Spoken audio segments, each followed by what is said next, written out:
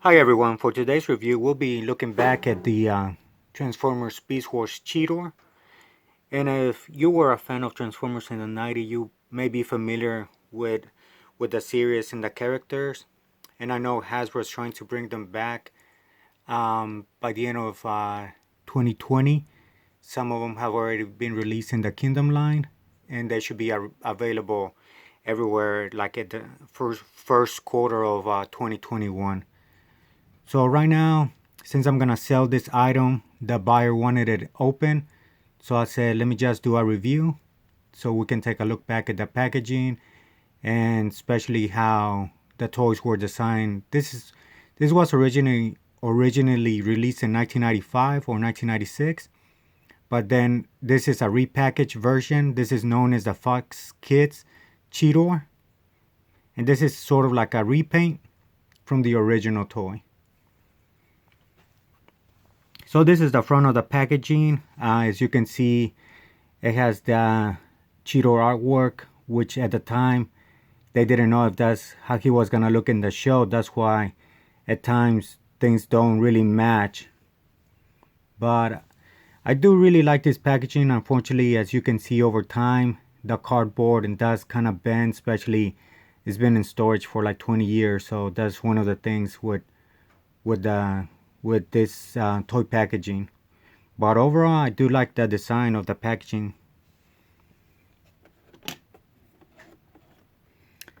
And then this is the back of the packaging. This was uh, this was released sort of by the end of the Beast Wars show.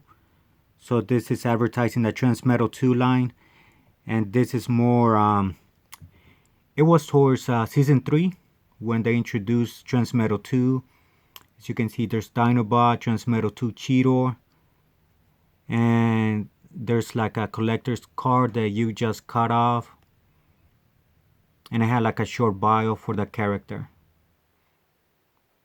So it's nice looking at this and looking at the toys. Black Arachnia, I never saw it at retail. I did let her buy it, but it was on eBay. And Transmetal 2 were some of my favorite Transformers too. So let's open the toy up and let's take a look at it. And here's Cheetor in his beast mode. As you can see, the cheetah mode looks a little bit kind of chunky. Not much articulation to the beast mode besides the back legs.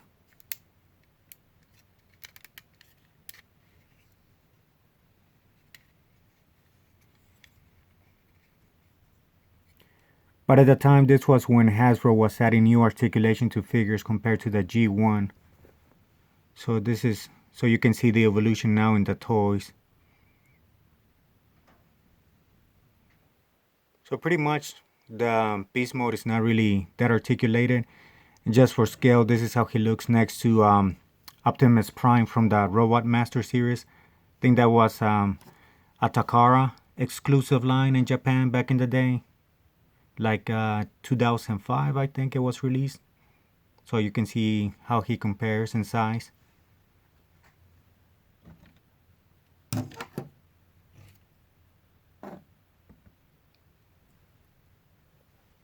And this is how he looks next to a modern deluxe figure. This is, I think, Age of Extinction Bumblebee. So let's transform the figure. There's not much to the transformation. I think he removed the weapons first. Turn these legs.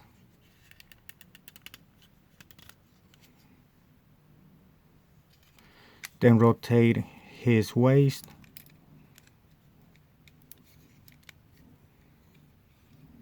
Pull this or push this out.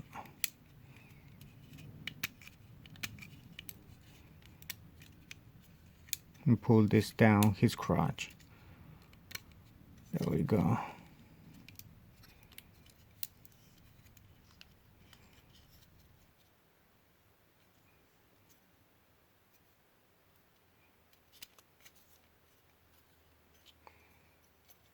Turn this, his lower legs, push out his feet, It's really hard. There we go. Then turn this around too. Then push this in. Turn the head down. And here it is.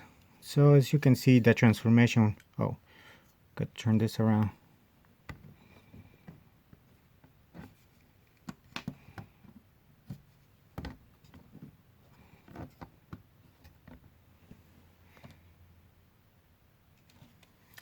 So as you can see, the transformation wasn't that difficult. But as you can see from the toy, he didn't look that much like this on the show. They just, I think the toy was designed first. Then the people decided to change it a little bit. So he just resembles it a little bit. But I do like the toy. I think this toy was suited better for Tigatron, which is a repaint later on. So I'm looking forward to see how the Kingdom version looks. What's interesting is that Hasbro at the time wanted to introduce what was called a battle mask. So let me see. Let me zoom in.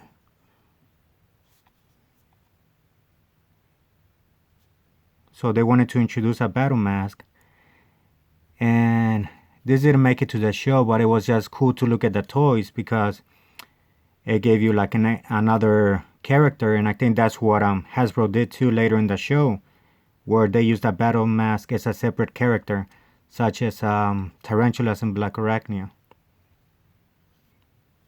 But let's take a look at the toy.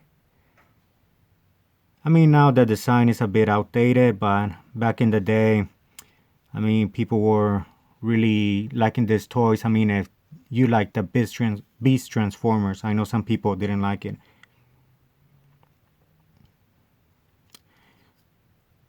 So just looking back at this toy line, I mean, to me it's very interesting, especially like Beast Wars are my introduction to Transformers in the 90s. So to me it is my G1. I'm very familiar with the characters in the line. And let me put out his weapons too. I forgot to do that.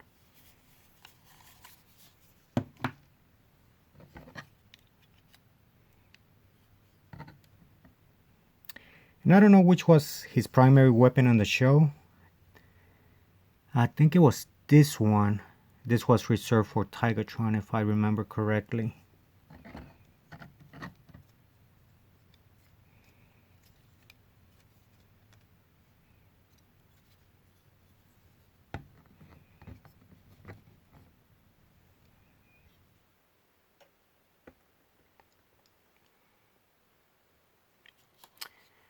So this is how he looks next to a modern deluxe figure.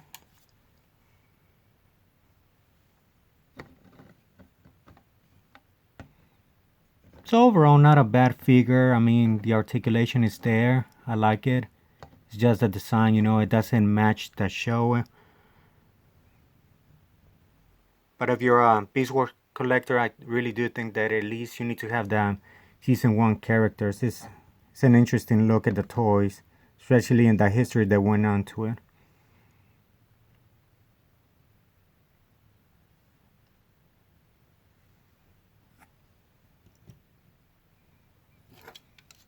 And this is how he looks next to the Robot Masters Optimus Primal.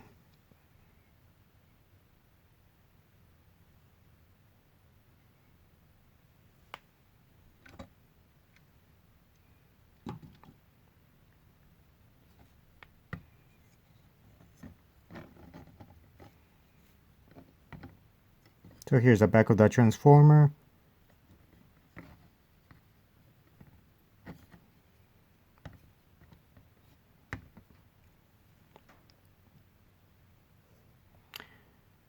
So thank you for watching. I do appreciate you making the time to watch the video.